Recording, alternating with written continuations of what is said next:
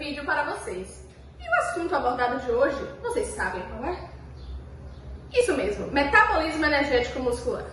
Essa energia é sintetizada pelo nosso corpo em forma de ATP, como vocês já sabem, né? Espero eu. Se não souberem, vocês podem voltar à videoaula anterior do canal que tem falando um pouco mais sobre esse assunto. Bom, o ATP ele é composto por um açúcar, ribose, uma molécula de adenina e 3 moléculas de fosfato. Para que a contração muscular ocorra, é necessária a presença dessa energia. Energia essa que vai ser utilizada de 3 maneiras durante o momento da contração muscular. Sendo o primeiro no alcalão, que é o movimento onde a cabeça da miosina movimenta o filamento de actina, no bombeamento dos íons cálcio para o retículo sarcoplasmático e durante o bombeamento dos íons sódio e potássio no sarcolemma. Existem uma série de passos para a realização do movimento de Walk-Along. Esse processo é chamado ciclo de pontes cruzadas e sem o ATP é impossível que ele aconteça. Antes do início da contração, o ATP se liga à cabeça da miosina, que possui propriedades de uma ATPase. Então, o ATP é clivado e a conformidade da cabeça de miosina muda, se estendendo. Nesse momento, o ADP e o íon fosfato ainda estão ligados à cabeça de miosina. O ATP precisa estar presente no mecanismo de contração porque é ele que vai fazer com que a miosina ela se estenda e se flexione, movimentando a molécula de actina. A cabeça da miosina possui propriedades de ATPase e faz com que o ATP se clive. Esse processo demanda uma quantidade de ATP que precisa ser constantemente reposta. O corpo humano possui alguns mecanismos de reposição desse ATP. Eles estão divididos em anaeróbicos, que não precisam de oxigênio, e aeróbicos, que precisam de oxigênio. Dentre os mecanismos anaeróbicos, nós temos a fosfocreatina e também a glicólise e a fermentação lática. E o mecanismo aeróbico seria o metabolismo oxidativo. Então, gente, eu vou falar um pouquinho sobre o fosfato de creatina, que é uma das fontes de energia do nosso corpo, só que ela é uma fonte de energia muito rápida. Ela dura apenas 15 segundos e é a nossa primeira fonte de energia. Então, na fibra relaxada, vai sendo produzido o ATP. E esse ATP em excesso, ele é sintetizado em fosfato de creatina. Essa reação é catalisada pela enzima creatinoquinase. Então, como é que essa enzima creatinoquinase age?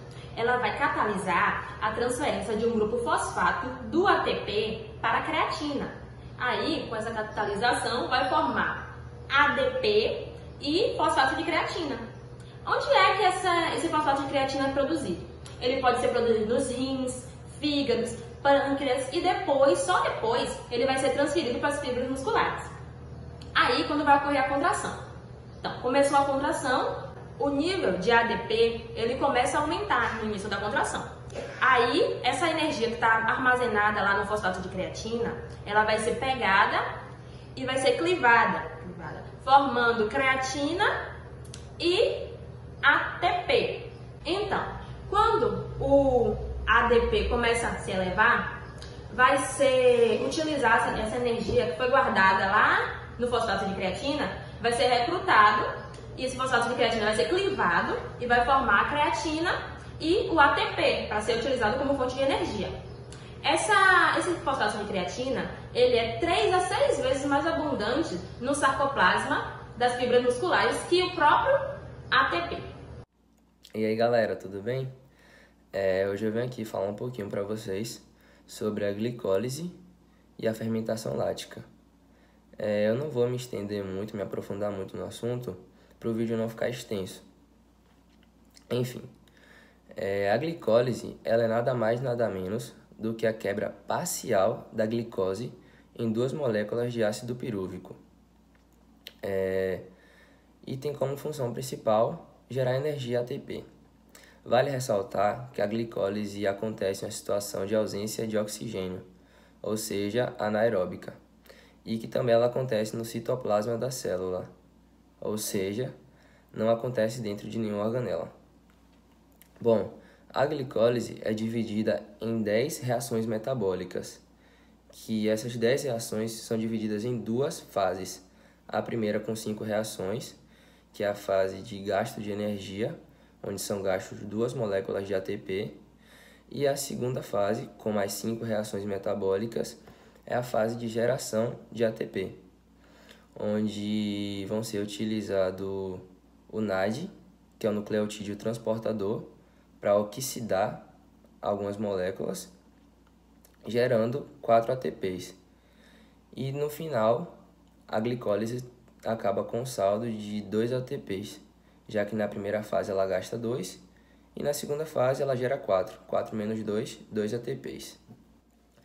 Já a fermentação lática é a continuação de uma etapa metabólica também anaeróbica, seguida da glicólise, na qual gera o ácido pirúvico. É a continuação dessa parte. Bom, ela é realizada por fungos, bactérias e por fibras musculares. Ela consiste nada mais nada menos do que a disposição do NADH. Esses elétrons do NADH são dispostos diretamente no ácido pirúvico, que é C3H4O3, gerando ácido lático, que é C3H6O3. E como exemplo da fermentação lática, podemos ver o leite gerando iogurte, por conta das bactérias. Olá, neste momento vamos falar um pouco sobre o ciclo de Krebs. Inicialmente, é válido saber que esse ciclo foi descoberto por um cientista alemão chamado de Hans Adolf Krebs. Ele ganhou o Nobel de Fisiologia e Medicina em 1953, tá? Esse ciclo ele também é chamado de ciclo do ácido cítrico e ciclo do ácido tricarboxílico. Então, vamos lá? Antes de adentrarmos especificadamente no ciclo de Krebs, é necessário saber que existem etapas anteriores que são fundamentais. Então, vamos lá. Quando a glicólise é quebrada na via glicolítica e forma 2 piruvatos, ela tem outros caminhos possíveis além da formação de acetil-CoA. Então, vamos lá. Ela pode, por exemplo, ser direcionada para a fermentação alcoólica ou para a fermentação lática. Quando esses 2 piruvatos, eles acessam a matriz mitocondrial, passando inicialmente por difusão pela membrana externa e por meio de carreadores de piruvato pela membrana interna, ele chega dentro da matriz mitocondrial e precisa passar por uma série de reações que são mediadas pelo complexo piruvato desidrogenase, que é composto por 3 enzimas. Esse complexo ele também tem 5 coenzimas associadas, que são extremamente dependentes das vitaminas do complexo B. Essas enzimas são a acetil-CoA, que tem um grupo reativo, que é muito importante, tem o NAD+, tem a lipoato, tem o FAD, tem o TTT, e tudo isso por meio de diversas reações, como é mostrado aqui na imagem, a gente vai ter como produto a acetil-CoA, a acetilcoenzima A, e teremos também a produção de uma molécula de CO2. Por isso, a gente tem um processo tanto de oxidação quanto de descarboxilação dessa enzima, dessa molécula aí de piruvato. Aqui a gente tem a imagem mais completa do complexo desidrogenase, e esse complexo ele serve de protótipo para outros complexos enzimáticos. Um deles faz parte do ciclo de Krebs mesmo, que é o alfa-cetoglutarato desidrogenase, e o outro, na verdade, são vários outros complexos desidrogenases que fazem parte das alfa-cetoácidas ramificadas, que servem para a oxidação de alguns aminoácidos, beleza? Uma característica importante desse complexo piruvato desidrogenase é justamente a sua dependência de vitaminas do complexo B para a formação de 4 das 5 coenzimas. Daí a gente tem que quando a pessoa, por exemplo, tem deficiência de vitamina B1, ela corre risco de ter vários problemas neurológicos, porque a gente não consegue ter essa cadeia reacional que gera o acetil-CoA. Aí o organismo ele vai tentar metabolizar os ácidos graxos, mas os ácidos graxos eles não conseguem passar pela barreira hematoencefálica, beleza? Aí a gente tem o risco de lesão neurológica. Outra característica fundamental é que esse complexo piruvato desidrogenase ele é muito grande. Ele tem essas 3 enzimas, mas a gente não tem proporções fixas. A gente pode ter várias quantidades diferentes, e este complexo ele é 5 vezes maior do que os ribossomos, tá? Agora a gente chega especificadamente no ciclo de Krebs. A gente tem aqui a imagem sistematizada. Em ideia geral, a gente vai ter acetil-CoA reagindo com o oxalacetato, que vai formar citrato, depois a gente vai ter o isocitrato, depois o alfa-cetoglutarato, depois o succinil-CoA, depois o succinato, o fumurato, o malato, que depois vai formar o oxaloacetato, que vai reiniciar esse ciclo de Krebs, beleza? Mas aí a gente vai destrinchar melhor agora essas reações. Vamos lá.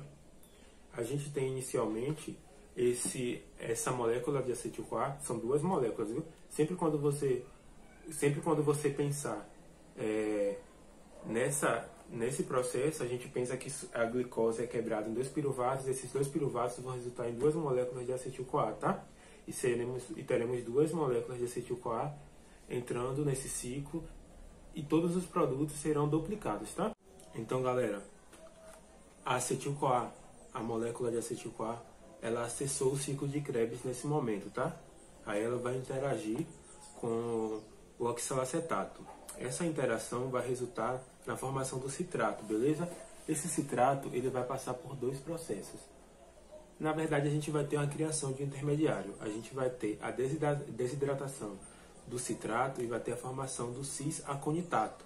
E nesse processo, a gente vai ter a reidratação dessa molécula de cis-aconitato. E como produto teremos o isocitrato. O que acontece?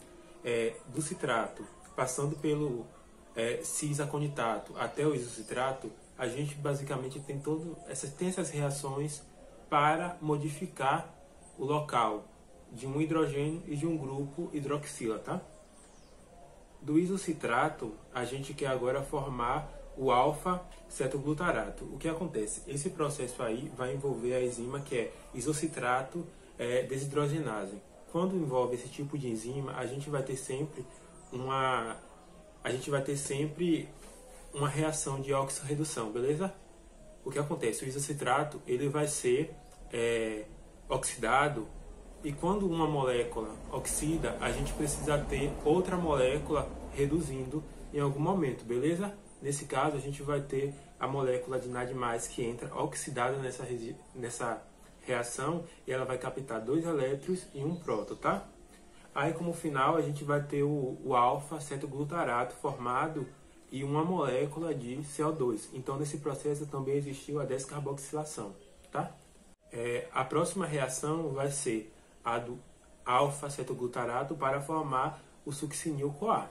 Nesse processo, a gente também tem envolvido um complexo que é chamado complexo alfa-cetoglutarato desidrogenase, que é o complexo que se assemelha lá a piruvato desidroxigenase, que eu falei lá no começo, que tem uma molécula que necessita desse protótipo, tanto no ciclo de Krebs, quanto lá no conjunto de desidrogenases dos cetoácidos envolvidos na metabolização de alguns aminoácidos, beleza? A gente também vai ter nesse processo a entrada de uma coenzima tio-reativa, viu? Essa coenzima, essa molécula aí é muito importante porque esse grupo tio-reativo ele tem muita facilidade para se ligar a moléculas ao grupo, na verdade, acila, beleza? Quando a gente tem essa ligação, a gente também tem uma forte tendência de transportar esse grupo, e a gente vai ter o transporte desse grupo formando a molécula de succinil-CoA. E novamente, mais um processo de descarboxilação, ou seja, a gente também vai ter como produto uma molécula de CO2, beleza? Aí a gente vai ter agora a conversão do succinil-CoA em succinato. Nesse processo, a gente vai ter como molécula catalisadora a enzima succinil-CoA sintase. E a gente tem em toda essa reação a entrada de um GDP mais um fosfato inorgânico e vai ter a saída do GTP e da enzima CoA, né? CoA-tio reativa. O que acontece? Esse GDP ele tem um nível energético igual ao ATP. Então ele pode novamente se tornar GDP e participar de outra, novamente dessa reação no ciclo de Krebs, e essa energia liberada vai gerar a formação de um ATP, beleza? O succinato agora ele vai formar o fumurato, tá? Também novamente exige uma molécula desidrogenase que se chama succinato desidrogenase, e a gente vai ter novamente o processo de oxirredução, só que neste momento a gente vai ter outra molécula carreadora, não vai ser mais o NAD+, a gente vai ter o FAD, que é diferente do NAD+. Como eu falei anteriormente, o NAD+, ele consegue captar 2 elétrons e 1 próton. Já o FAD+, que é a molécula seguinte aqui que eu vou mostrar, que se chama flavina-anedina de nucleotídeo, ela vai captar 2 prótons e 2 elétrons, tá, gente? E para o final, a gente agora vai ter a conversão do fumurato em malato. Nesse processo, a gente vai ter a hidratação da molécula de fumurato por meio da fumurase, beleza? E aí vai continuar o ciclo, vai ter a formação do oxalacetato, vai ter novamente o início do ciclo. E bora falar aqui, viu, gente? A maioria dessas reações do ciclo de Krebs, elas são reversíveis, mas as reações ocasionadas pela enzima alfa-cetoglutarase, desidrogenase, e a formação ali, lá no começo, do citrato, com a conitase e isocitrato, elas também são irreversíveis, tá, gente? Então, o que acontece aí nesse processo é o modelamento do ciclo. Elas vão garantir esse fluxo de reação, tá, gente? E como produto final, a gente vai ter 2 GTPs, a gente vai ter 8 NADs, 2 FADs e 6 moléculas de CO2. O que acontece? Por que a gente tem esse resultado? Justamente por conta daquilo que eu falei no início. São 2 moléculas de piruvatos que vão se converter em 2 moléculas de acetilcoenzima A, e essas 2 moléculas vão entrar no ciclo de Krebs e vai ter toda essa formação duplicada, 2 intermediários, e vai ter e a gente terá tudo duplicado, viu, gente? E observa, galera, uma das grandes importâncias desse ciclo de Krebs é justamente a formação desses intermediários que servem para a biossíntese de diversos compostos que são extremamente importantes, viu, galera? E a gente tem também essas moléculas aí carreadoras, que é o NAD e o FAD, tá?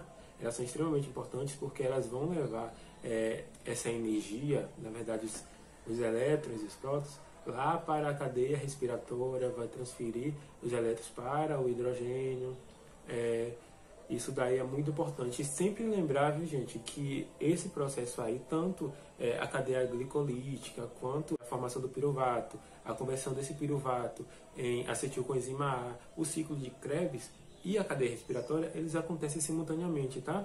Até porque, galera, a produção de ATP, tanto na via glicolítica quanto no ciclo de Krebs, é muito pequena, viu, gente? Muito pequena mesmo. Então a gente precisa de produzir mais ATP, e isso daí vai ser ocasionado justamente na fosforilação oxidativa, tá? Que é a cadeia respiratória.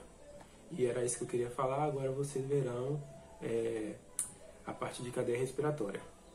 Olá, meu nome é Marcos, sou estudante de Medicina na Faculdade de Atenas. Vou falar um pouco sobre a fosforilação oxidativa, que trata-se de um processo da respiração celular. Esse processo é responsável por maior produção de ATP e é dividido em 2 etapas: o transporte de elétrons e a quimiosmose.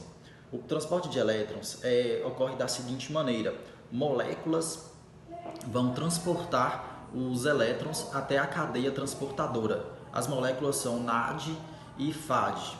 Ao chegar na cadeia transportadora, a cadeia irá direcionar até a ATP sintase, que é responsável por produzir o ATP. Ainda no transporte de elétrons, é importante pontuar que irá ocorrer o bombeamento de prótons da matriz mitocondrial para o espaço intermembranoso, gerando um gradiente de concentração. Logo depois disso, irá ocorrer a quimiosmose, através da ATP sintase, que irá promover a volta dos prótons citados no gradiente de concentração. Essa volta irá gerar energia, e essa energia será usada para produzir o ATP, por meio da fosforização do ADP. O processo todo irá gerar cerca de 28 a 30 ATPs, etapa que mais produz ATP na respiração celular. Denominado transporte ativo, ocorre de modo consecutivo e está ligado a alguns processos, como a contração muscular e impulsos nervosos. Facilita também a absorção de aminoácidos e glicose. O equilíbrio dos íons de potássio no meio intracelular favorece a síntese proteica, além da respiração e o bombeamento dos íons de sódio para o meio extracelular, favorecendo assim o equilíbrio osmótico, promovendo a estabilidade de volume na célula e a quantidade de água. Este processo ocorre sempre do meio hipotônico para o meio hipertônico, com gasto de energia, onde é quebrado ATP em ADP e posteriormente ADP em fosfato.